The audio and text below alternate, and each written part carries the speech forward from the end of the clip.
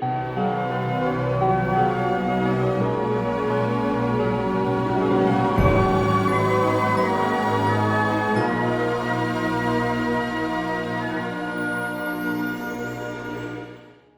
位诚心诚意的观众，大家吉祥。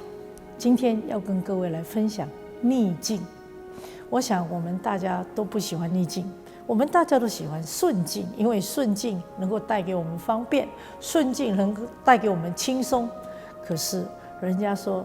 人之不如意的事情啊，十之八九。那我们成长以后，我们真的会感觉到一个生活的逼迫、学业的压力、家庭的负担，甚至是一些社会啊、政策啦等等，让我们心中常常起着一个内心的一个阴影，这份叫做压力。可是我们也在把它重新的来规划一下，重新来想一想，这个压力是不是让我们能够弹跳得更高呢？我们常常在说，一个人如果他能够像梅花，他能够像这个松一样的经得起风雨的话，当然他的成长过程中是辛苦，可是他未来长得就会比人家来得高，来得壮。那我今天要跟各位来分享的就是我们的逆境。我相信成功人士一定是经过逆境的考验。我这边就举了几个在历史上很有名的一些人，比如说我们所认识的左丘明，他因为这个眼睛瞎了，他就写了一本《国语》这本书，让我们千秋到现在都能够读到这么优秀的东华文化。另外一个，我们也知道司马迁有劳役之灾，可是他劳役里面就写出了《史记》这样伟大的一本书籍来。到今天，我们几乎每一个上大学中文系也好，甚至我们一些这个政治人物，非读《史记》不可，让我们了解了一个国家的变化，一个领导人该有的一些政知正见的思维等等。那我们也知道孔子，他颠沛流离啊，在这个春秋战国的时候，可是他也写出了一个让我们后人所常常需要来学习的《春秋》，还有《论语》这样的一个伟大的一个作品，就是他在逆境当中所写下来的。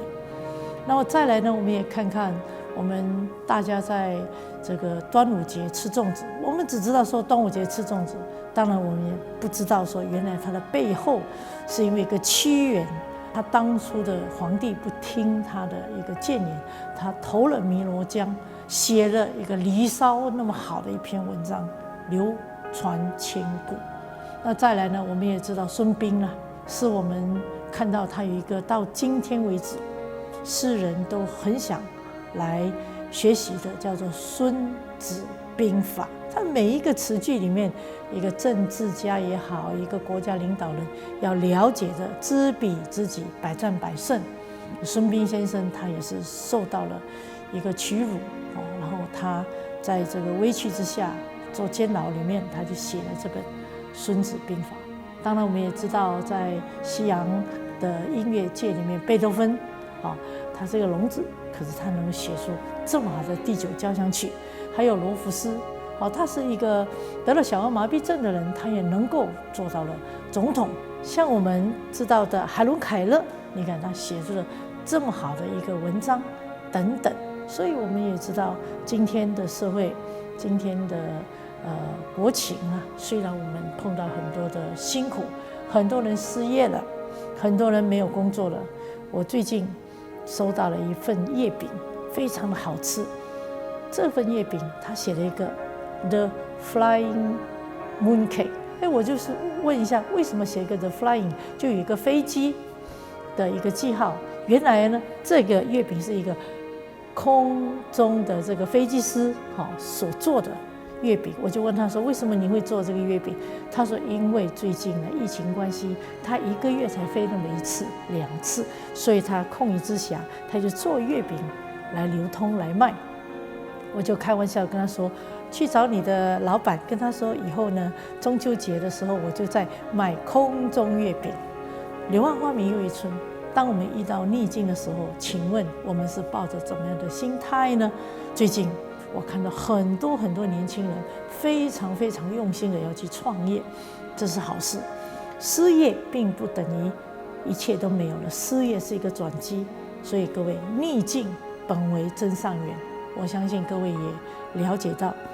最近的疫情或许会让大家有一些困境，但是各位，只要你有心，